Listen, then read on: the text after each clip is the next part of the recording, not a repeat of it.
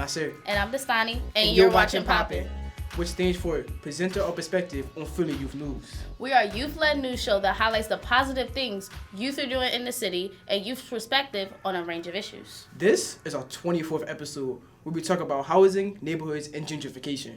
Gentrification is the transformation of low-income and working-class neighborhoods, driving up housing and other real estate prices and causing the displacement of long-term residents, businesses, and institutions. This is a national and international issue with a historical legacy. We are going to take a look at our hometown of Philadelphia. Here in Philly, we stand on land where the Lenape Native American tribe lived for 10,000 years before colonizers arrived to this region, took their land, and pushed them west. Today, after years of population decline, Philadelphia has once again become a desirable place to live. Between 2000 and 2012, housing prices have skyrocketed in North, South, and West Philly. In this episode, we talk to a range of people about their neighborhoods, including those who have been displaced or who are at risk of being pushed out. We also explore ways people are advocating for affordable housing and access to green space in their communities. In our first segment, POPPIN producers hit the streets to get people's perspective on the changes in their neighborhoods. Let's check it out. Hi, I'm Tatiana, and today I'm here with Tiana and Tyrone. And we're from POPPIN. In this segment, we'll be going into different areas of Philadelphia to interview people and get their opinions on the changes and developments in the area. Have you seen any changes in your area? So recently, my whole block has been renovated. So the house next door to me and then like 2 doors down, everything's getting renovated. I've seen a lot of redevelopment, Temple, Drexel, and other universities coming into community, buying up houses, and it's like eminent domain, like forcing people out their houses, but they ain't giving back to the community, nor is they offering people any jobs. I can see change coming real quick and fast. So, I mean, the ones that do have the property, I would suggest you just keep everything together because the city of Philadelphia is not playing. I've seen the neighborhood change drastically. I've seen it go from mostly African American to now there's a lot of Caucasians, there's a lot of college students. I think this is an area that even like 5 years ago you wouldn't have really seen a lot of white people walking around, definitely not a lot of students. And now you have a lot of new businesses coming in that are sort of very appealing to sort of a hipstery crowd. This shop here at 29th and Girard was empty for I think 8 or 10 years before we started renting it.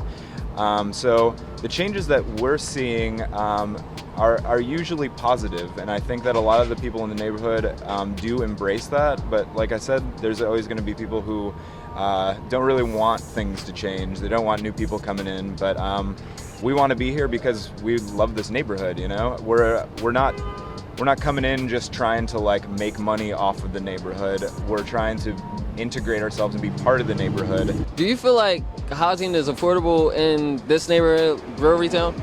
I mean, I do as of right now. And that's one of the biggest draws of the neighborhood because I mean, people like me, people who are broke artists, you know, this is the type of neighborhood that they look for. Because it's, like I said, there's a lot of cultural diversity, a lot of like inspiration can be drawn from like many different areas. I wouldn't say yes, I wouldn't say no. You may stumble upon something that's affordable. No, I don't think so. After looking for places to live and to rent around like the city, definitely not. You see a lot of people, even on the block I'm on right now, me and my roommates who just moved there, getting priced out, and then families who have been there for even longer, getting priced out as well. It's happening really, really rapidly. They're going to make it so where it's not going to be low income at all in this area. Because you look at it, you got a lot of blue collar workers, you have a lot of lawyers, architects, people that have base careers that can afford $1,400 and $1,500 a month for rent. It's kind of like a guilt factor, I suppose, for people who are like broke and artists. They move in and then they're like, yeah, I love this. But then all like the more rich people start to see that and they start coming in and they're like, oh, I want to live there. It seems cool. It's a property over there on Lancaster Avenue where the rent is like starts at $1,500 and we're in an economically poor neighborhood, so the average person in our neighborhood can't afford to rent those units. I do believe that it's only a matter of time before low income will be pushed out of the North Philadelphia area.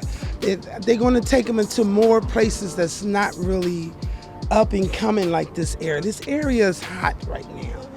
And we're back. People are noticing what's going on around them and with the way their neighborhoods are changing. There are a lot of mixed feelings about the development, but a lot of resentment about the displacement occurring. Displacement happens in different ways. One way is a no-fault eviction. This is when a landlord refuses to renew a tenant's lease so they can flip their property. Displacement also occurs when landlords refuse to make repairs to apartments, leaving renters feeling too uncomfortable or unsafe to stay. Homeowners can also be displaced. In Philly, increased taxes force low-income people to sell their houses. In some cases, developers pressure homeowners to sell their homes, which can feel pretty intimidating and overwhelming. Next, we head to South Philly to learn about the development, displacement, and community interactions in one of the fastest gentrifying neighborhoods in Philadelphia. Many developers are flocking to South Philadelphia to buy up their relatively cheap properties and rebuild in the neighborhood so that it is attractive to middle-class workers looking to move closer to the city's central business district, and students looking for a convenient commute. In this segment, we'll see how this development is impacting people in the community. We'll first talk to young people at the Aquinas Center who have been doing walking tours around the Point Breeze area, and they share their experiences and observations about the changes in the neighborhood. Point Breeze is an historically black neighborhood, and like now people are like the farther end of it and like trying to press borders and trying to call it New Bold. So it's basically a new renovated area. It used to be like, I think, just an empty space, and they built like new modern houses, but which is kind of weird because across from it is the old houses. Like one of my friends, he had to move because of the rent and stuff. We asked about newcomers in the neighborhood. I mean, I know like they come here because like they can afford it and everything, but it's like, I don't know, I guess I would want them to just appreciate the neighborhood and like all that it is and like all that it's supposed to be and was and all that stuff, and not just like come here and just try to change it almost immediately to what they want. In 2016, Children's Hospital of Philadelphia partnered with the Free Library of Philadelphia and built a $42.5 million community health and literacy center in South Philadelphia. This facility was intended to bridge public and private sectors while providing accessible community services. However, some questions whether this development was actually meant for long-term residents in the community, since some conflict occurred when children from the neighborhood tried to access the playground. Remember you told me the first time the park was open, the gate was closed, right? Oh yeah, the gate was closed, and there was like only a certain race in there. And you know, there was kids outside who wanted to get into the park, and it was closed and they wouldn't let the kids in, so I kind of helped them get into the park. Climb the gate. Yeah, I didn't want to say that. But I helped them climb the gate because it was only Caucasians in the park, so I didn't think it was right for only them to be in the park, so I helped the kids over the gate. They opened the gate for other kids to get in, and that's how it became a public park, I guess, because it wasn't public at first. I kind of do miss the way it was before, but then again, it's like, it's safer. It's just, you know, the people that were here before aren't necessarily still all here.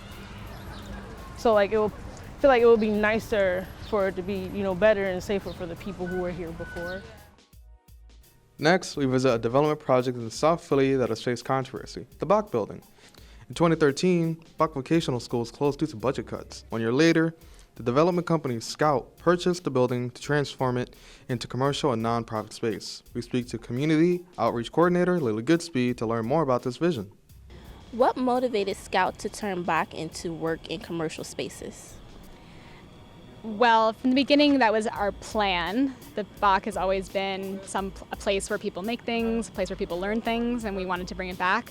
But ultimately, you also have to talk about viability and what works for a neighborhood. And for this neighborhood, they have more than enough housing. We are swimming in row houses. And really, at the end of the day, what people are looking for is a place to move their businesses out of their row house basement. We wanted to bring in commercial space for small businesses, for nonprofits.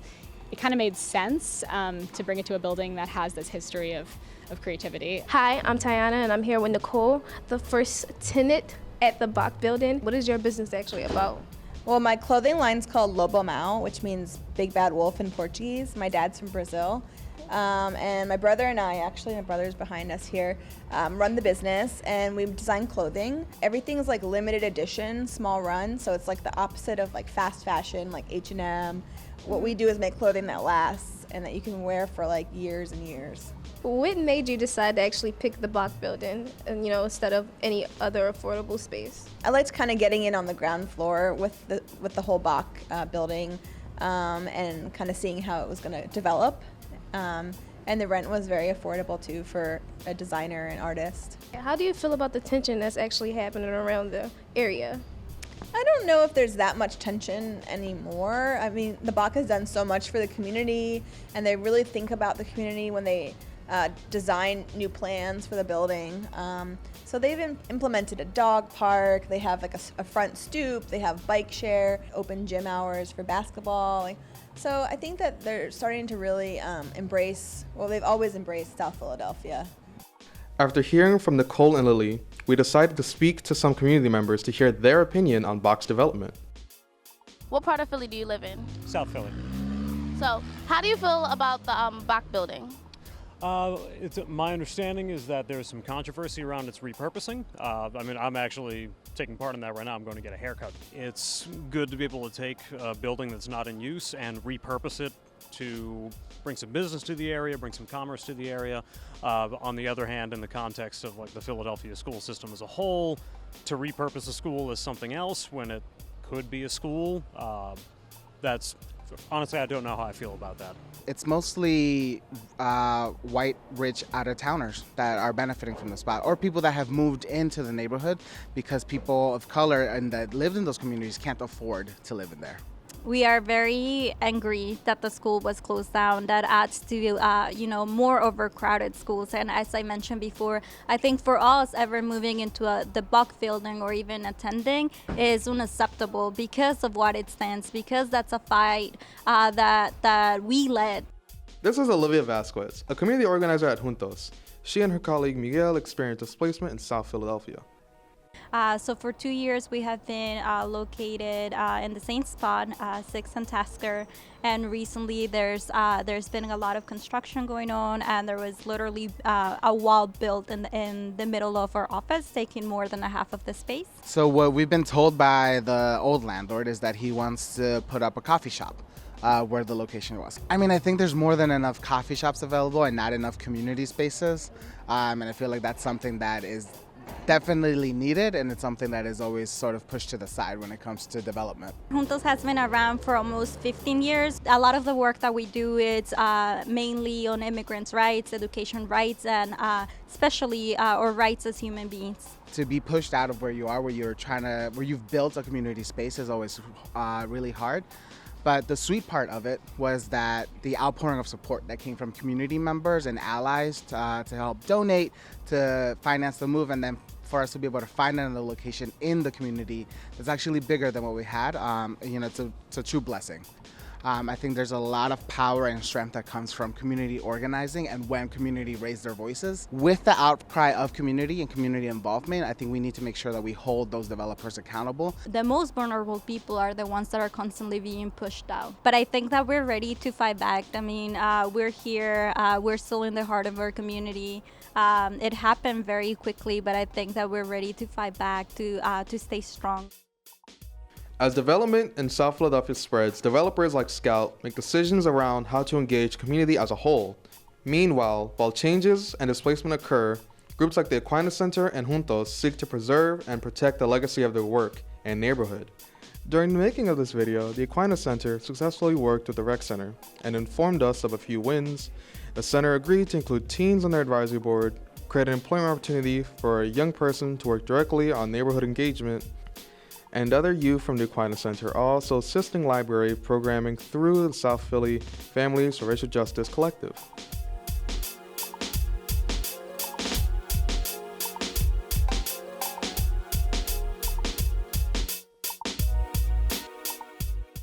I never would have thought a school that size would be turned into a commercial space. I wonder what would happen to the Bach building when Scout developers decide to sell it. And how about JUNTOS? They were kicked out of their workspace in order for the owner to create a coffee shop. But that didn't stop them.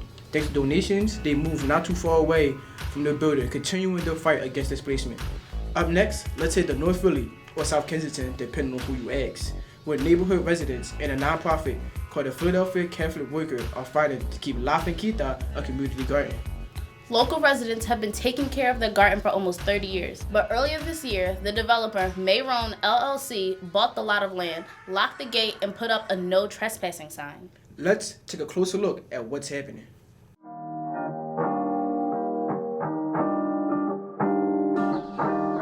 Hi, I'm Tiana, and I'm here with Danny Rodriguez Jr. and Daniel Rodriguez III. and we're going to be talking about the La Finquita Garden in North Philadelphia. What does this community garden mean to the neighborhood? Well, I've been involved in there, and my dad, my brother that passed away, he was one of the pioneers. And the community garden means a lot to the community. It's a place where people get together, they communicate, help each other, get to know new neighbors that are coming in, and those that live in a neighborhood that barely see each other. But that's the time to get together, and also plant some green, which we definitely need in the community. We grow a ton of food for the community. Our farm stand is has very low prices in general, but we give a lot of it away to the Catholic Workers Soup Kitchen and to the Druding Center. I think what it means for the community here is that it's like a nice space to always be able to come to and engage and just enjoy being outside in nature, because there's not that much green space around anymore. So we learned that there's a developer that bought up the land. Can you tell us more about that? The Catholic Worker has a lawsuit against Mayron for adverse possession. But the gist of it is that if you possess and take care of a property for more than 21 years without the permission of the owner, that you then own that land. Well, I guess this is one of the hottest spots in Philly right now. Everybody's trying to move into North Liberty, and believe me, they're buying up everything really quick around here. So for us to have that little finquita there, the only spot probably left, it means the world to us, a little piece of property there, they're taking up everything else, which, I guess, when money comes in, they do what they want. To better understand the redevelopment of vacant lots, we spoke to Angel Rodriguez, the director of the Philadelphia Land Bank. The objective of the Philadelphia Land Bank is to get abandoned lots into productive use. Although he could not speak on La Finquita because of the ongoing lawsuit, he shares some of the things to consider when practicing community gardening. Community gardens, I know that's kind of on the uptick and actually been well established in Philadelphia. I think a lot of times people get very caught up in the benefits of gardening and the activity of gardening. You're at a vacant parcel and you're putting it back into productive use, but you never think about the details. I would say one of the do's is really to pay attention to the ownership of the parcel. You can find out about ownership by going to the Philadelphia Land Bank website and checking out who owns it. And if you find out that it's a parcel that could be acquired for a side garden or a community garden, there are a lot of other resources for people to help you walk you through that process. There's a Neighborhood Garden Trust, and then there's the Philadelphia Horticultural Society, which are partners of the Philadelphia Land Bank. Make sure that the community gardens, whatever you do, is really tied into community members and that you have a champion in the community, that it's not just one person, but it's a network of people. We found that, you get intergenerational benefits, community, cohesiveness comes out of community gardens. So it's really important that people who have community gardens take the stewardship role very seriously. Land is an asset, it's long-term. It's not just for a summer or a spring, it's for 15 years or more, and you should treat it like that.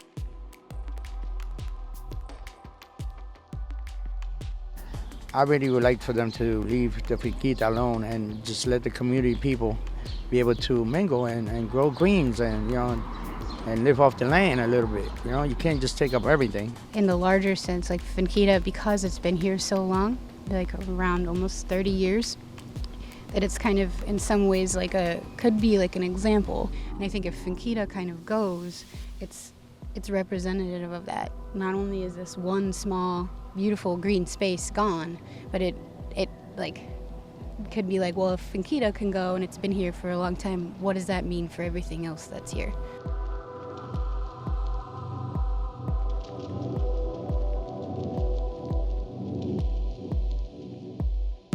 What a moving story. Apparently, community residents hope that the Philadelphia Land Bank will help them gain formal ownership of their garden, but this didn't happen soon enough. We'll be following the court case.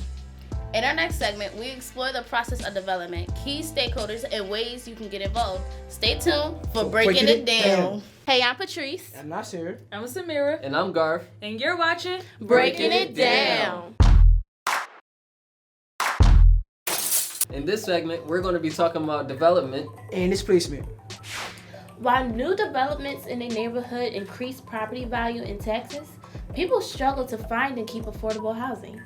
This begs the question, is development without displacement possible? Groups like the Philadelphia Coalition for Affordable Communities say yes.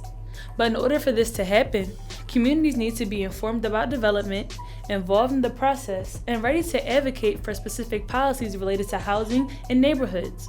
In this segment, we offer some information and tips around understanding and resisting gentrification. Developers are people who buy land and start the development of an area. They get everyone together to start the project. The main thing they need is money. So they get investors and banks to put money into the projects so they become stockholders of it. Once the building is sold or rented, all of them get their cut of the profit.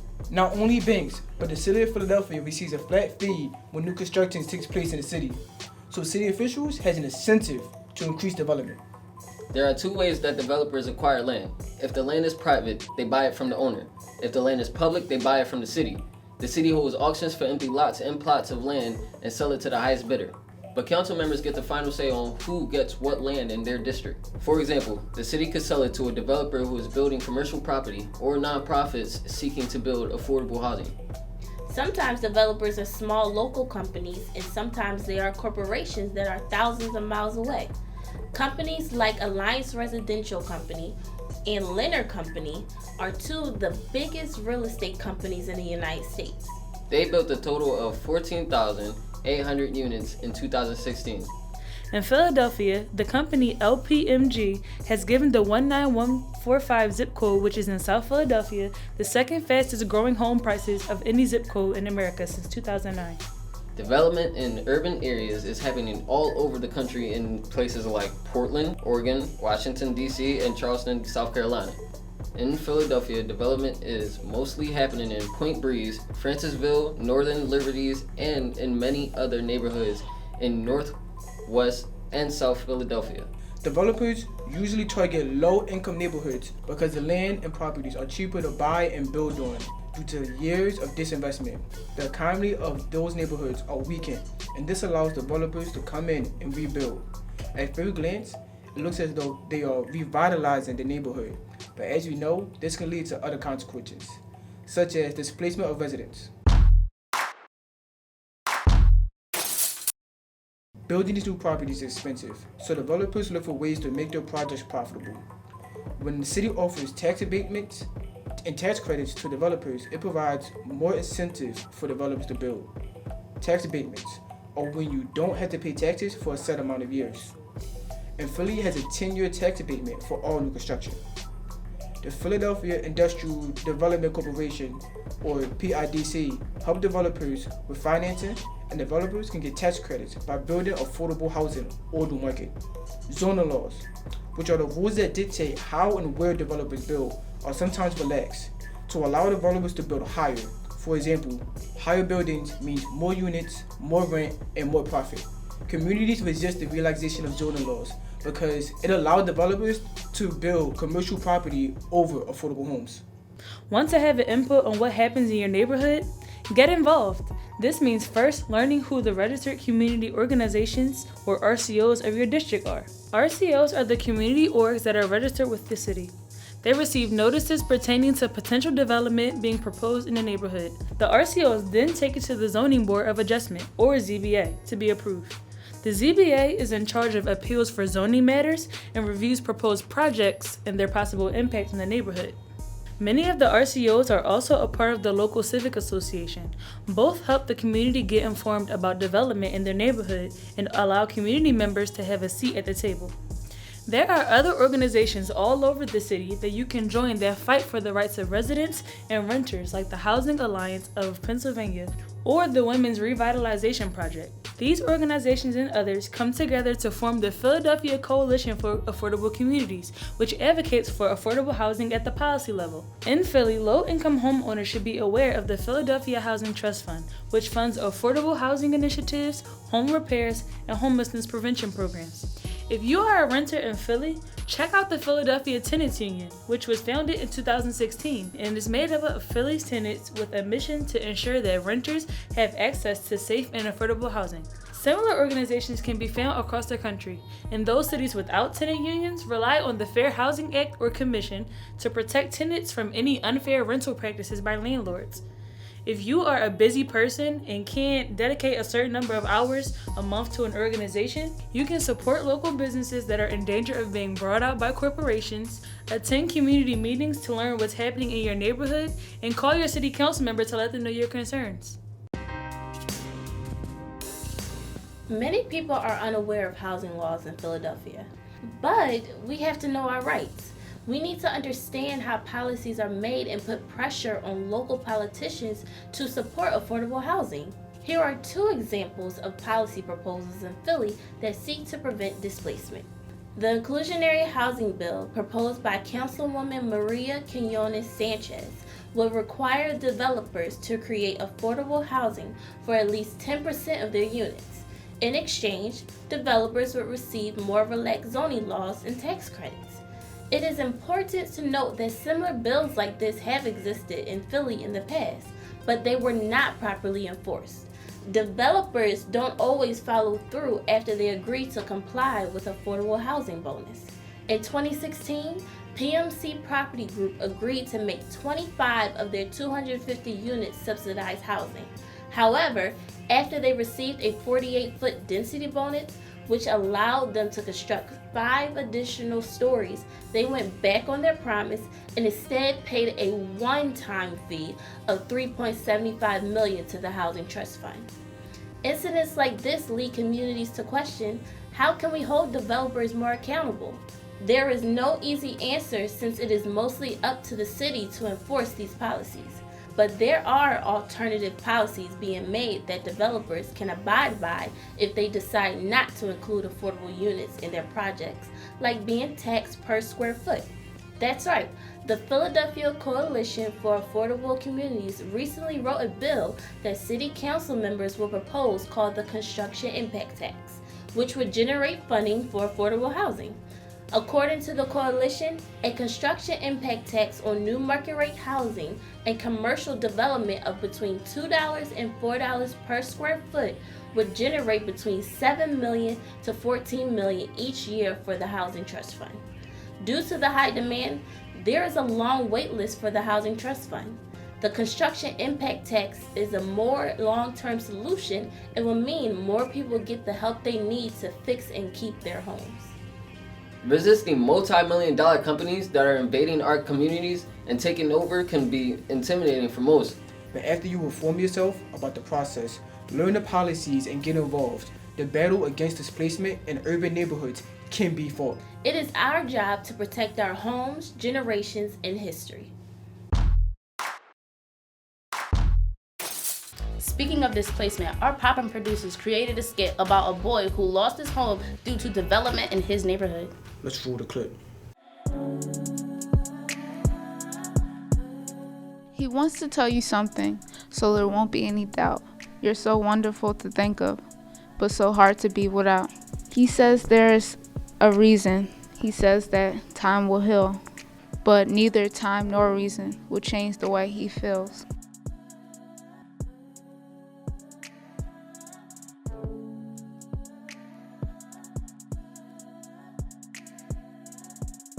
For no one knows the heartache that lies behind his smile.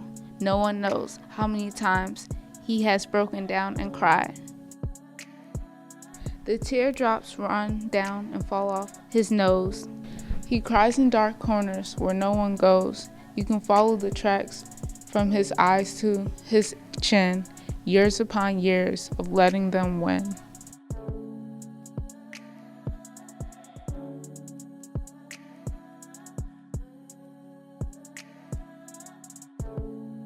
We're getting evicted. Where are we gonna go?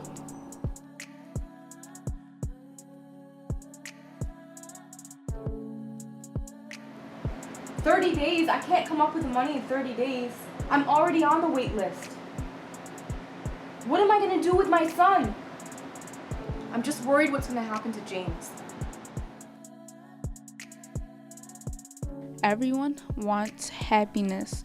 No one wants pain. But you can't have a rainbow without a little rain.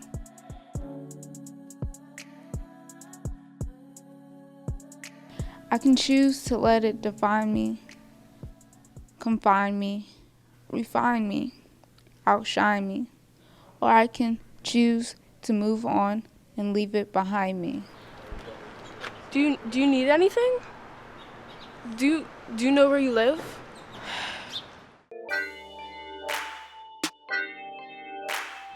I used to.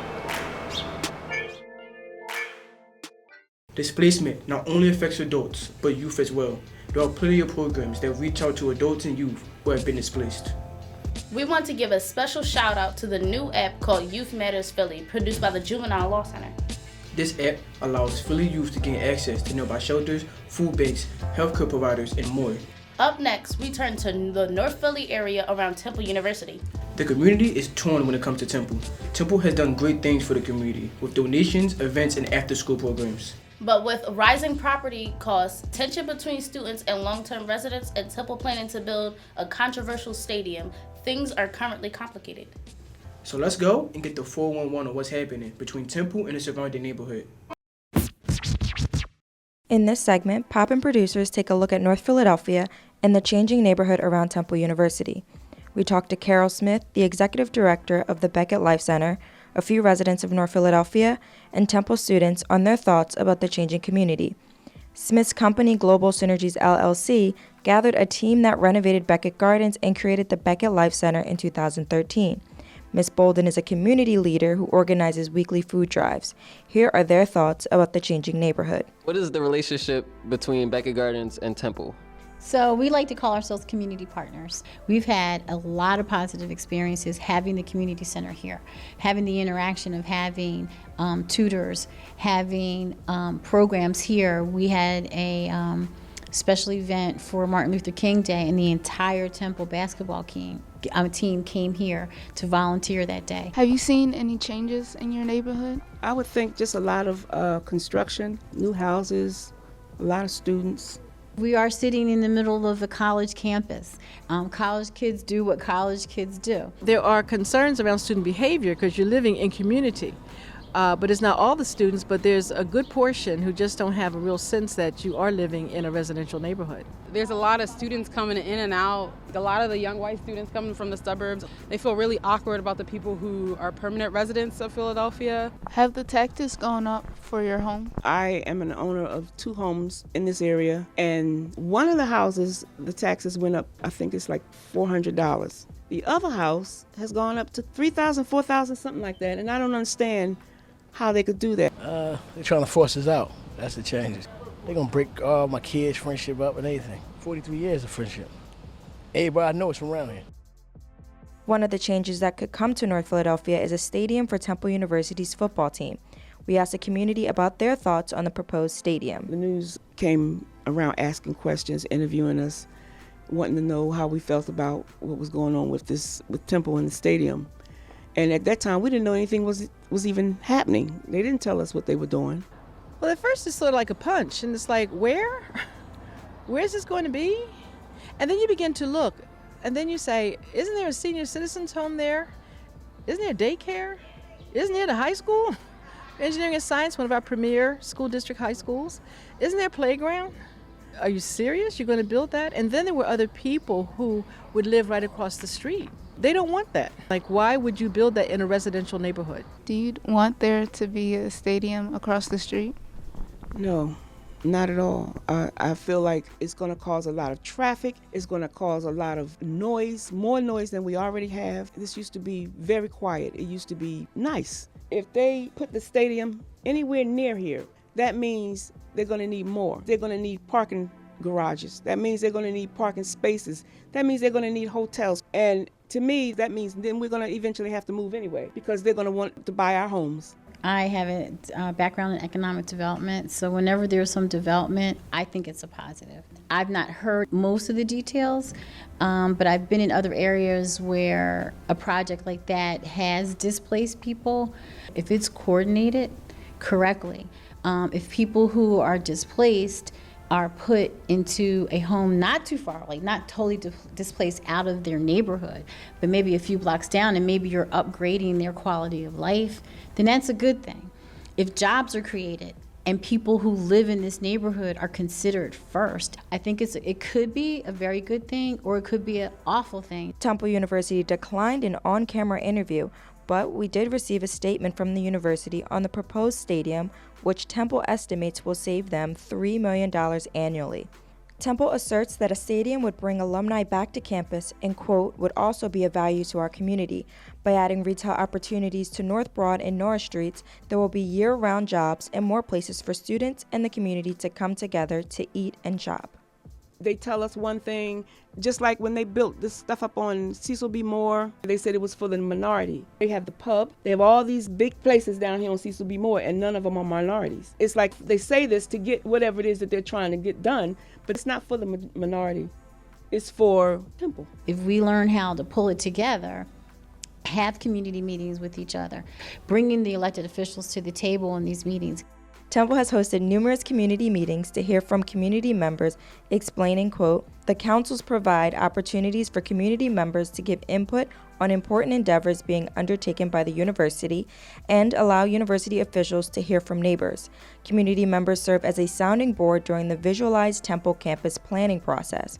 I was going to these meetings and I was asking these questions and nobody could answer, and I was like, I gotta stop. I have to stop because this is really, it was physically, literally making me sick.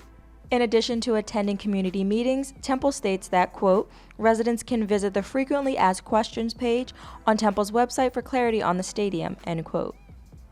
We also spoke with North Philadelphia resident Jackie Wiggins and Josh Guapera, a Temple University alum who are both members of the Stadium Stompers. The Stadium Stompers is an organization made up of community members and students fighting against Temple's proposed football stadium.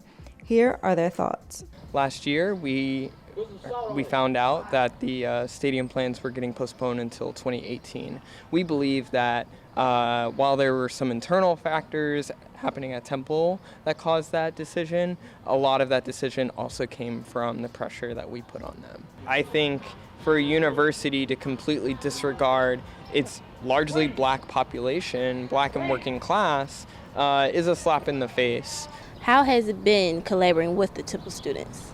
This is the first time that Temple students, some of whom have graduated, and those who haven't, who have seen what's going on, and they have joined us. So this is a good thing. Our biggest message is that we are going to stop this stadium. But also our fight doesn't end with this stadium. It's one symptom of a larger problem, which is displacement and gentrification.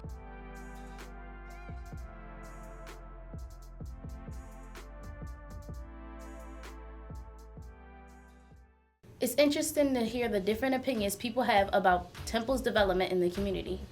Yes, how would you feel you was being kicked out of your home so a university could expand? I know I wouldn't like that, but development isn't happening in Temple's area alone. It's happening all over. Next, we are going to check out a few local organizations that are fighting for affordable housing across the city. The Philadelphia Tenants Union, the Women's Community Revitalization Project, and the Philadelphia Coalition for Affordable Communities. Let's see what they have to say. In this segment, we explore ways community organizations are resisting gentrification. We'll visit 2 of 60 organizations that make up the Philadelphia Coalition for Affordable Communities. We speak to members of the Philadelphia Tenants Union and the Women's Community Revitalization Project to learn about their push for creating and maintaining affordable housing. Hi, I'm Patrice from POPPYN, and I'm here with Clyde, the president of the Philadelphia Tenants Union. Today they are having an info session. Can you tell us a little bit about that? Sure, just generally about what we do as a tenants union and also stuff like tenants' rights. And so once we talk about the stuff we've been doing, like the fights we've done against slumlords and all, We'll be breaking out into groups afterwards to see about how people can get involved in the tenants union or have any problems with any landlords. Why did you come to this meeting? I actually was a former tenant at the POPPYN residence. I was living there since I was 8 years old, and I'm 32 now, and it is the first time that I've ever been displaced. And so, out of necessity, I feel like I needed to be here. When you buy up a row of houses in a building, renovate them, and raise the costs astronomically, then that means the few people who are still in that area can't afford to pay the taxes, and then you can sell their houses to them for pennies, buy their houses from them, I'm sorry, but pennies on a dollar. You give them $60,000 and say, we'll take your house, and then they walk out into the community and find out you can't buy a house for $60,000. What is your message for those who are at risk for being displaced or evicted? Tenants have rights and they have powers to fight back. And that's best possible when you have people behind you. Can you give a couple of highlights on some of the rights that a lot of tenants don't know about? Yes, so one of the things that I realized was they had about 21 days even after their hearing before they had to leave. So it wasn't something that you have to immediately just go home and pack up all your things. That's what I thought, actually. And another thing is you must be present at your hearing. The court proceeding will go on without you. And so it's best, even if you don't think you're going to win, it's best that you go to your court hearing just to at least let the judge know what your circumstances are, because they may just weigh in your favor. If a landlord is not doing any building repairs, you have the right to withhold rent or withhold portions of your rent from your landlord. And we also have other resources besides the Philadelphia Tenants Union in the city, like community legal services, in turn, who do provide information about tenant rights. Why should people join the Philadelphia Tenants Union? Because everyone, regardless of their race, status, and income, deserves affordable, decent housing.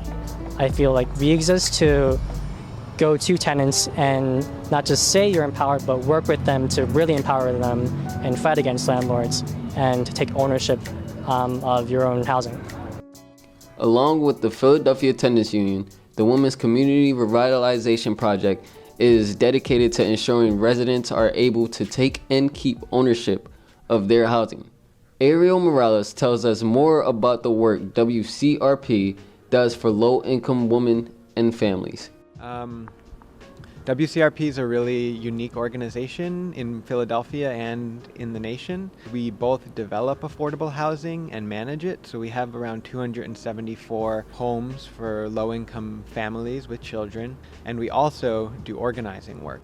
How did you get involved with the fight for affordable housing? My mother, which is Stacy Moore, who is the co-chair of the board there at WCRP, has been taking me like ever since I was like very, very small.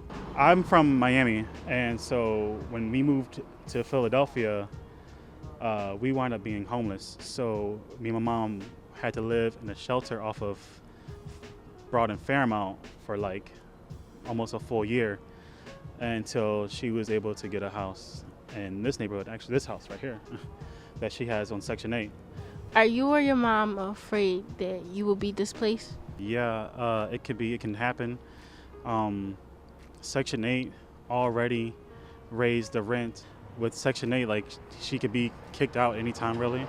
All the people like I've known, like all my friends and their families had to move because of all the prices in the neighborhood going up. You have houses across the street or like behind my house that cost like $500,000 just to, afford. And that's not true affordability. Nobody can afford $500,000. I work 2 jobs and I can't afford those houses at all. With these new incomers, are any of them friendly like how it used to be when you could just walk outside and say hi? They kind of look at you that you don't belong, and it's like they look at you that you just got in the neighborhood and you're the stranger. Justin's experience is not unique. Many other longtime residents feel tension when their neighborhood is being developed. To give residents more autonomy over their community, WCRP has created the Community Justice Land Trust to promote home ownership. 36 of our homes are in it, and in 15 years the people who live in those homes will be able to buy them, but those homes will stay affordable for forever. So even if the entire neighborhood gentrifies, those homes will have a resale cap. Along with WCRP, I know that you're a part of the Coalition for Affordable Communities. Can you tell me a little bit about what you do there? Yeah, so the Philadelphia Coalition for Affordable Communities was started in 2014, and it's grown to about 60 organizations. And so we're one member in that coalition, and we joined because we realized at an early point in the organization's history that we couldn't just stay within our own neighborhood and try to affect change citywide, that we had to work with other groups around the city in order to build our power and put forth new solutions that are going to slow the tide of unaffordable rents, of people being displaced, of the lack of access for people in wheelchairs to homes. We have over 60 communities that are part of the coalition. So you have not just one organization trying to build affordability within the city. You have different people pulling in what they know, the resources, manpower, and it shows the council people and everybody else part of the city, like the government, that we're calling on City Council to pass a construction impact tax, which would be a per square foot fee on new construction. So all the new construction that's going on in the city right now would have a fee that would go into the Housing Trust Fund. And depending on how big that fee is, it could raise 7 to 4. The Housing Trust Fund is a pot of money that currently has between $10 and $11 million a year in it. And so we're trying to bring that up to $22, $24 million a year. And the trust fund supports new affordable rental units. It supports basic systems repairs for homeowners. So that's new roofs, new heating systems. It also supports adaptive modification to make homes wheelchair accessible. And then it does homelessness prevention work. In order for us to make changes and to support each other, we need to organize toward getting the housing that we want.